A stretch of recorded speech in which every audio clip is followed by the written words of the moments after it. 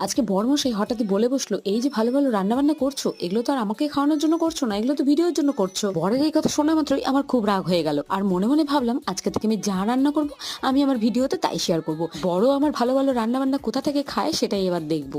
বরের জন্য খাটনি খেটে আমি ভালো মন্দ রান্না করছি, আর বর কিনা বলছে আমি ভিডিওর জন্য করছি। এত বড় কথা! তোমরাই বলো এটা কি সহ্য করা যায়? এই যে আজকে বরকে ডিম দিয়ে ভাত খাওয়াবো, ডিমের কি বানাবো বুঝে পাচ্ছিলাম না, তাই ভাবলাম যা পারবো তাই রান্না করবো আর তাই বরকে দিয়ে খাওয়াবো। আজকে প্রথমে ডিম ফাটিয়ে ডিমের অমলেট গুলো করে নিয়েছি, তারপর কড়াতে সর্ষের তেল দিয়ে গোটা গরম মশলা শুকনো লঙ্কা ফোড়ন দিয়ে ছোট ছোট কয়েকটা আলু কেটে রেখেছিলাম, ওই আলুর টুকরোগুলো দিয়ে পেঁয়াজ দিয়ে ভালো মতো ভেজে নিয়েছি। এবার এই মশলাটা দিয়ে দিলাম। মশলার মধ্যে ছিল আদা রসুন পেঁয়াজ কাঁচা লঙ্কা, সেটার পেস্ট দিয়ে দিলাম। তারপর জিরে গুঁড়ো ধনে গুঁড়ো লঙ্কা গুঁড়ো হলুদের গুঁড়ো দিয়ে ভালো মতো কষিয়ে পরিমাণ মতো জল দিয়ে ঝোলটাকে ভালো করে ফুটিয়ে নিলাম। এবার ডিমের অমলেটগুলোকে দুভাগে কেটে সেটা দিয়ে দিলাম, শেষে ধনেপাতা কুচি আর গরম মশলা দিয়ে নামিয়ে নিলাম। কিন্তু ভুলভাল রান্না করতে গিয়ে রান্নার টেস্ট হয়ে গেল অপূর্ব। ভিডিও ভালো লাগলে লাইক করে চ্যানেলটাকে সাবস্ক্রাইব করে দিও।